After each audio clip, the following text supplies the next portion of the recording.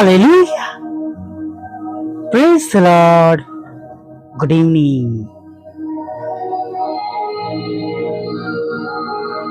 સાની સલામ. પરત ફરી રહ્યા છે નહીં આપણે આપણા કામકાજોમાંથી જાણે પ્રભુ પાસે પાછા ફરવાનો સમય.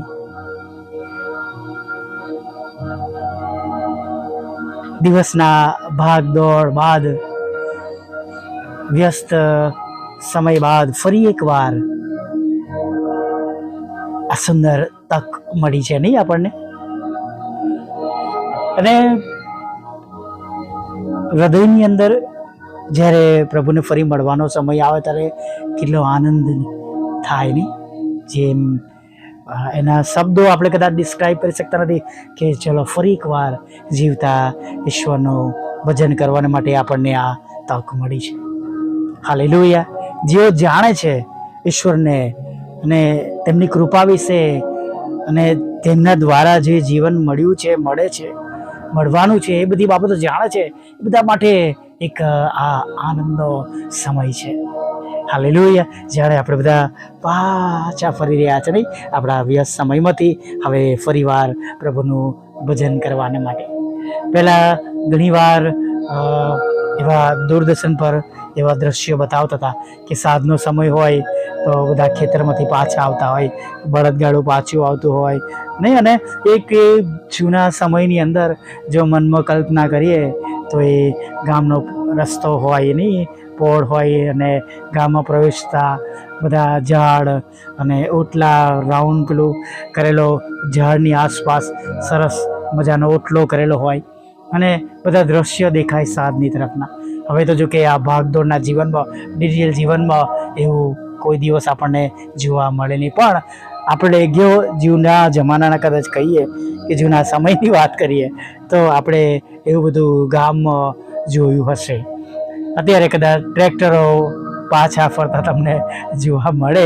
હજી પણ એવું નથી કે નથી જ થતું, પણ જોવા મળતું હશે. પણ વાલા મિત્રો, કહેવાનો મતલબ એ છે કે it's time to come back to the God. પ્રભુની પાસે ફરીવાર પાછા જવાનો આપણને સમય મળ્યો છે અને એના માટે આપણે આનંદ કરીએ. કેમ કે ઘણા બધા એવા લોકો છે કે જેઓ આ સુંદર સમય જોઈ શક્યા નથી. ચોક્કસ અનલિમિટેડ એના રીઝન્સ છે, ઘણા બધા કારણો છે, ગણી ન શકાય એવા. પણ તમે જુઓ કે આપણે સાજા ભલા તંદુરસ્ત છે, આપણા કુટુંબ સાથે છે, પરિવાર સાથે છે, મેન્ટલી પણ જાણે આપણે જે શબ્દો વાપર્યું છે એ પણ આપણે પ્રભુની સાથે છે. ઘણા બધા લોકો બેઠા હોય છે પણ એમનું મન ઉદાસ હોય, દુઃખી હોય, કંઈક ને કંઈક વાતમાં ચકડોળે જાણે ચડેલું હોય. પણ આપણે ફિઝિકલી, મેન્ટલી બંને રીતે આપણે જાણે પ્રભુની સમક્ષ આપણે નમેલા છે. આપણા પર પ્રભુએ એવી મોટી કૃપા કરી છે, એવી દયા કરી છે વાલા મિત્રો. અને એના માટે પ્રભુની સ્તુતિ કરીએ, પ્રભુની આરાધના કરીએ. હાલેલુયા. Praise the lord. આપણા પ્રભુ બહુ મહાન ઈશ્વર છે. જ્યારે આપણને આ તક મળી છે ત્યારે ઘણા એવા લોકો પણ છે વાલા મિત્રો કે જેઓ હોસ્પિટલમાં છે, હોસ્પિટલના બિછાના પર છે. મને ખબર છે સોય હાથમાં નાખવાની હોય તો કેવું થાય. બહુ ઓપરેશનો કર્યા છે મને. ઇવન મને ઘરે પણ નીલાબેન સેલિસભાઈ લોકો બોટલ ચડાવવા આવે છે તો એ સોય વાગે તેઓ બોલે એક સોય વાગશે, પણ એ સોય કેવી વાગે. ચીરો કરવામાં આવે, ઓપરેશન કરવામાં આવે, નાકમાંથી નળી નાખવામાં આવે, મોંમાંથી નળી નાખવામાં આવે.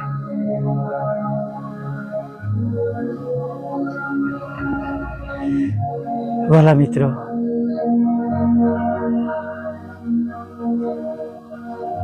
ખરેખર એટલા બધા લોકો દુઃખદાયક પરિસ્થિતિમાં છે, અગમ્ય પરિસ્થિતિમાં છે, ચિંતાઓમાં છે.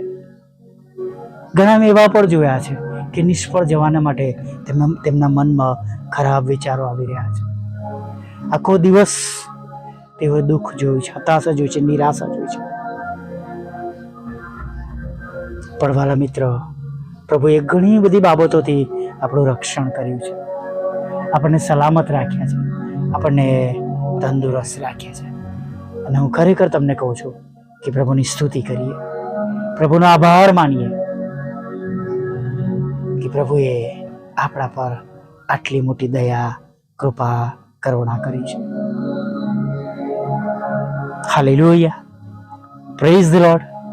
આપણા ઈશ્વર, આપણા પ્રભુએ આપણા પર આવી મોટી દયા, કૃપા અને કરુણા કરી છે કે આપણે ઈશ્વરનું ભજન કરવાને માટે તેમની આગળ નમી શક્યા છે.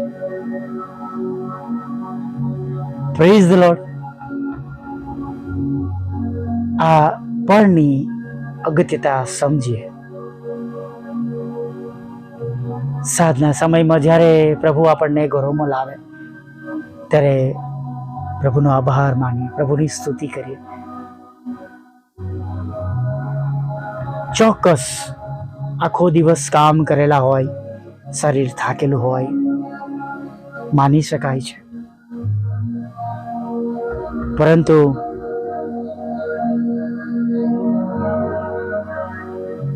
એ જે દિવસ, આખો દિવસ જે આપણે પસાર કર્યો, એ પસાર કરવાને માટે બળ તો પ્રભુએ આપ્યું છે. આપણું રક્ષણ કર્યું છે, આપણને સંભાળ્યા છે, અકસ્માતથી બચાવ્યા છે, બીમાર પડવાથી બચાવ્યા છે, આપણને તંદુરસ્ત રાખ્યા છે, સર્વ જોખમોથી બચાવ્યા છે, આપણા હૃદયની પ્રાર્થનાઓ સાંભળીને આપણને ઉત્તર આપ્યા છે, આપણને જવાબ મળ્યો છે.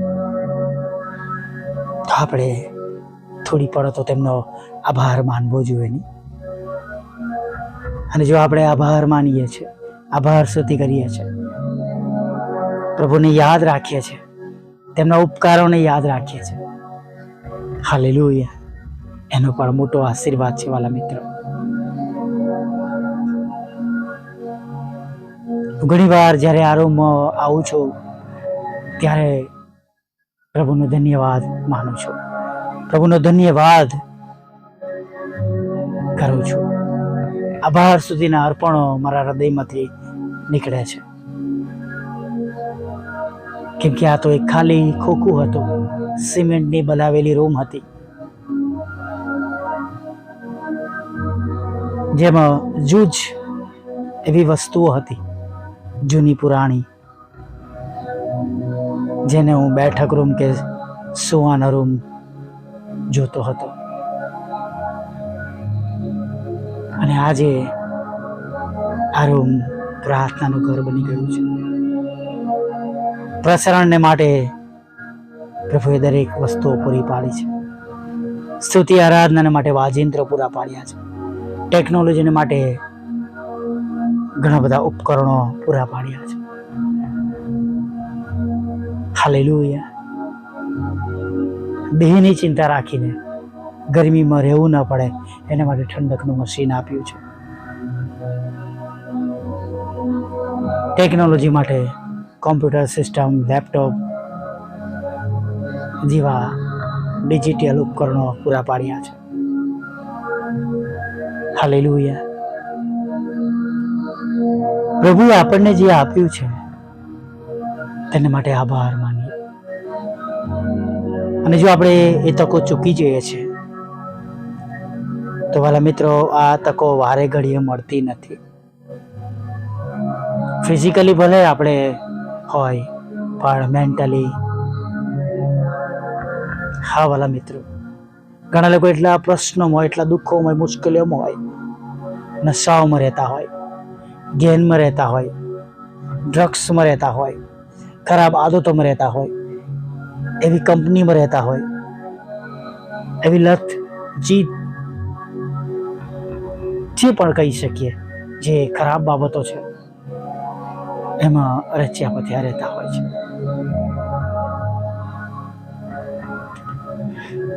આભાર માનીએ, પ્રભુની સ્તુતિ કરીએ.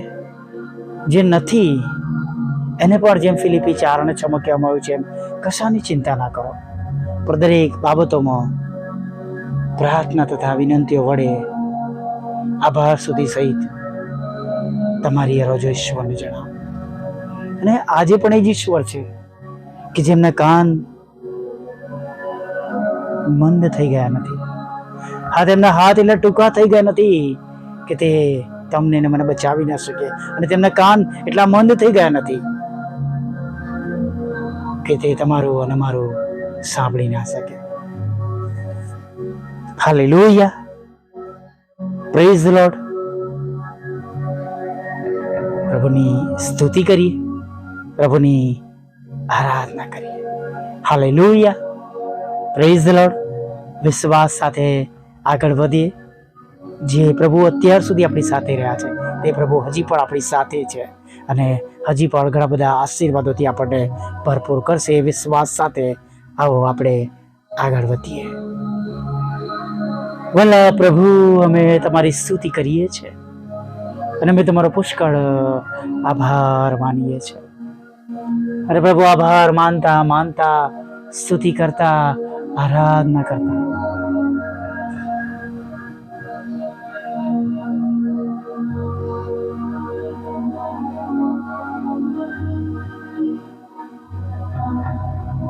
પ્રભુ તમારા ચરણોમાં નમી જઈએ છીએ.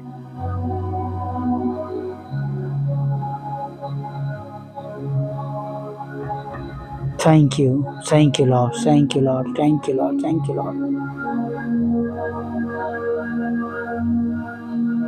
પ્રભુ, દિવસ દરમિયાન જે પણ અમારાથી ભૂલો થઈ છે, જાણે અજાણે પ્રભુ અમે તમને જાણી જોઈને પ્રભુ અમે તમને દુઃખ પહોંચાડ્યું છે. તમે જે જ્ઞાન, બુદ્ધિ, ડાપણ આપ્યા, સમજણ આપી, એનો ઉપયોગ કર્યા વગર પ્રભુ અમે એવા કામ કરીને અમે તમને દુઃખી કર્યા છે, પાપ કર્યા છે. પ્રભુ, અમને ક્ષમા કરો. ફરીથી ન કરીએ એવી બાબતો ન બને માટે અમારો કંટ્રોલ લો. અમારા મુખની તમે ચોકી કરો. અમારું ઉઠવું બેસવું તમે પ્રભુ તમારા હાથમાં લો.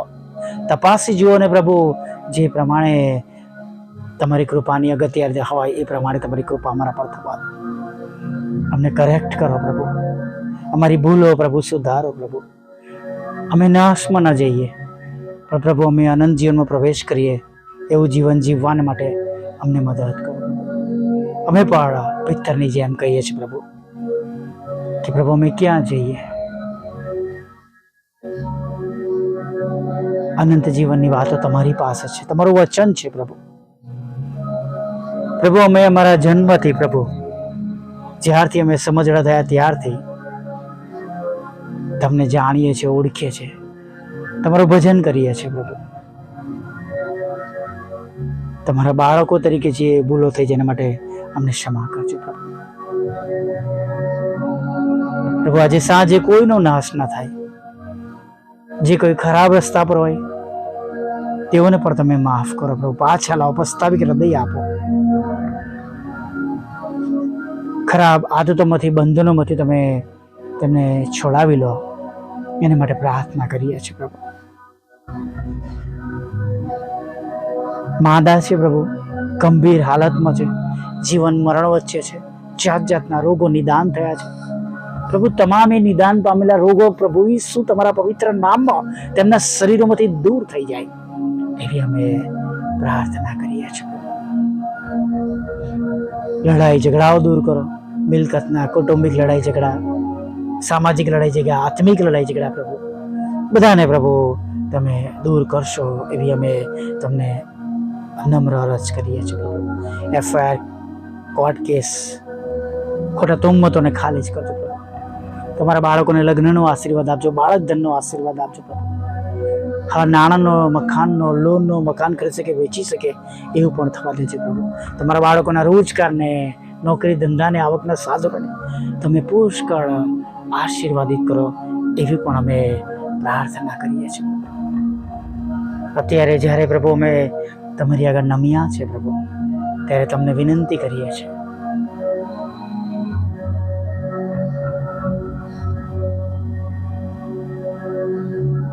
જેઓ તમને મળવા માટે આવ્યા છે, તમારા બાળકોનો તમે કંટ્રોલ લો.